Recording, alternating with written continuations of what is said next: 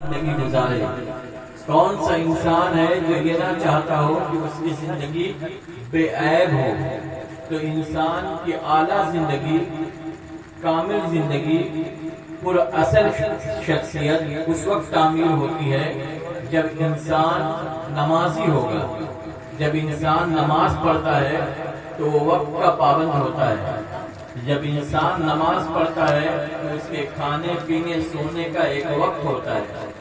انسان جب نماز پڑھتا ہے تو اس کے لباس، اس کی جگہ صاف ستھری ہوتی ہے۔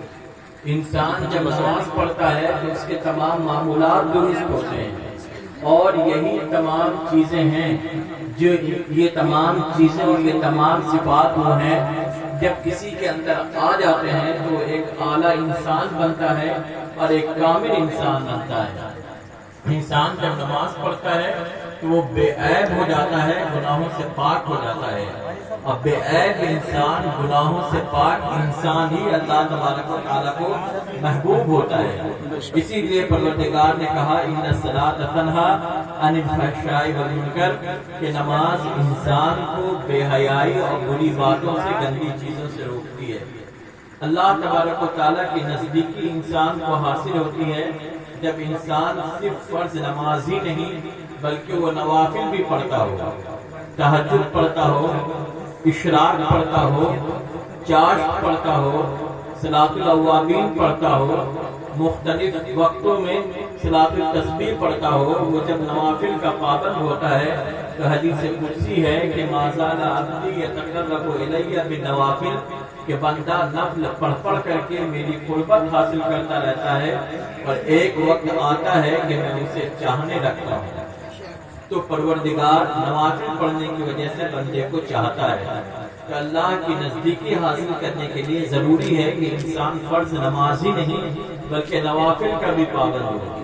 اسی طریقے سے اللہ تبارک و تعالیٰ کی نزدیکی حاصل ہوتی ہے جب انسان کسی کو ستاتا نہیں ہے، کسی کو تکلیف نہیں دیتا ہے، وہ کسی کو غم نہیں دیتا ہے، کسی کو پریشان نہیں کرتا ہے، اللہ کے مخلوق کے دکھ اور درد کا خیال رکھتا ہے، تو ایسے انسان کو پروردگار چاہتا ہے۔ حضرت باقی باللہ علیہ رحمت و رضوان کا واقعہ ہے۔ آپ تہجد کے لیے اٹھے، تہجد کی نماز سے فارغ ہوئے، جب آپ سونے کے لیے گئے تو دیکھا کہ آپ کے بستر پر ایک بلی سو رہی ہے۔ آپ نے گوارا نہیں کیا کہ اس بلی کو جگائیں۔ آپ دوبارہ جائے نماز پر گئے اور وظائف پڑھتے ہوئے آپ نے صبح کر دیا۔ پروردگار نے آپ کے دل میں القاء کیا کہ اے باقی باللہ، تو میری ایک مخلوق بلی کی نیند کا خیال کیا ہے، میں تجھے اس کے بدلے میں ایک ایسا شاگرد عطا کروں گا جس کے علم کا ڈنکا دنیا میں بجے گا۔ اور وہ شاگرد پروردگار نے انہیں مجدد الفیسانی کی صورت میں عطا فرمایا۔ تو پتہ چلا جب انسان لوگوں کے ساتھ خیر خواہی کرتا ہے، جب انسان کسی یتیم کے سر پر ہاتھ پھیرتا ہے، جب انسان کسی بیمار کی عیادت کرتا ہے، بیمار پرسی کرتا ہے، اس کے حالات معلوم کرنے کے لیے جاتا ہے، جب انسان کسی بھوکے کو کھانا کھلاتا ہے، جب انسان کسی کے غم میں شریک ہوتا ہے، تو پروردگار کی رحمت، پروردگار کی توجہ، پروردگار کی عنایت اس بندے کی طرف جاتی ہے، اور پروردگار ایسے بندے کو مقبول بنا لیتا ہے، پروردگار ایسے بندے کو چن لیتا ہے، چاہ لیتا ہے، اپنا بنا لیتا ہے۔ اسی طریقے سے آج کا انسان ہے، آج کا انسان اپنی زبان کو بے ویلو بنا چکا ہے، وہ کہیں پر جھوٹ بولتا ہے، کہیں غیبت کرتا ہے، کہیں پر طعنے مارتا ہے، اپنی زبان سے لوگوں کو ستاتا ہے، لڑائیاں کراتا ہے، وہ وعدے کرتا ہے، وعدوں کو توڑتا ہے، اپنی زبان سے وہ کیا کہہ رہا ہے اس پر بالکل خیال نہیں کرتا ہے۔ اور پروردگار کو ایسا انسان جو جھوٹ بولتا ہو، ایسا انسان جو غیبت کرتا ہو، ایسا انسان جو اپنی زبان سے کسی کو تکلیف دیتا ہو، طعنے مارتا ہو، پروردگار ایسے انسان کو بالکل پسند نہیں فرماتا ہے۔ پروردگار چاہتا ہے کہ میرا بندہ جو بولے وہ کرے۔ پروردگار نے قرآن پاک میں کہا ہے لما تقولون ما لا تفعلون، تم ایسی باتیں کیوں کہتے ہو جو تم کرتے نہیں ہو۔ حضرت غوث پاک کی بارگاہ میں ایک عورت گئی اور اس نے کہا کہ میرا بیٹا ہے، آپ اسے سمجھا دیں کہ یہ گڑ نہ کھائے۔ حضرت غوث پاک نے کہا کہ 3 دن کے بعد آنا۔ وہ عورت 3 دن کے بعد آئی۔ حضرت غوث پاک نے اس بچے سے بس اتنا کہا کہ بیٹا گڑ نہ کھایا کرو۔ اس عورت نے کہا کہ اگر اتنی ہی سی بات کہنی تھی تو آپ اسی دن کہہ دیتے، آج کہنے کی کیا ضرورت ہے۔ حضرت غوث پاک نے کہا میں خود گڑ کھایا کرتا تھا تو میں اس بچے سے کیسے کہتا کہ گڑ نہ کھاؤ۔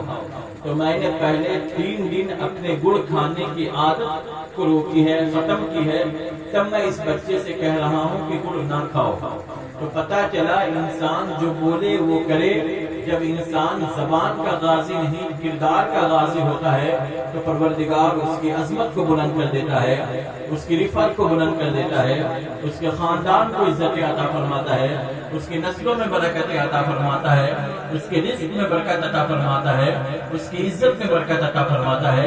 اور انہی خوبیوں کی وجہ سے انسان اللہ کا محبوب اور اللہ کا پیارا بنتا ہے۔ تو آج حضرت امام حسین رضی اللہ تعالیٰ عنہ کو دیکھ لیں، یزید تو بس اتنا ہی اس کی طرف سے تھا کہ آپ بیعت کر لیں، آپ کو تمام سہولت دے دی جائے گی۔ کربلا کے میدان میں جب جنگ کے علاوہ کوئی اور راستہ نہیں تھا، آج کا کوئی عقل مند ہوتا تو یہ کہہ دیتا کہ یہاں پر یزید کی بات مان لی جائے، جب کربلا سے نکل جائیں گے تو پھر جو ہمیں کرنا ہے وہ کریں گے۔ لیکن ایسی صورت میں زبان کا لحاظ نہیں ہوتا، ایسی صورت میں وعدے کا لحاظ نہیں ہوتا، ایسی صورت میں قول کا لحاظ نہیں ہوتا۔ حضرت امام حسین رضی اللہ تعالیٰ عنہ نے زبان کے لیے، کردار کے لیے، اپنی وقار کے لیے، اپنے جانثاروں کے اپنے کو شہید کرانا منظور کیا، لیکن اپنی زبان کو کبھی بھی خالی کرنا پسند نہیں کیا۔ کہ اللہ نے ہمیں پیدا ہی اسی لیے کیا ہے کہ ہم اللہ کی بندگی کریں، اللہ کے محبوب اللہ کے رسول کی غلامی کریں، اللہ کے پیاروں کی اطاعت کریں۔ یہی زندگی کا حاصل ہے، اور یہ تمام چیز یہ جس نے پا لیا وہی کامیاب ہے، جس نے اللہ کو پا لیا وہی کامیاب ہے، جس نے رسول اللہ کی غلامی کو اپنا لیا وہی کامیاب ہے، جس نے اللہ کے پیاروں کو راضی کر لیا وہی کامیاب ہے۔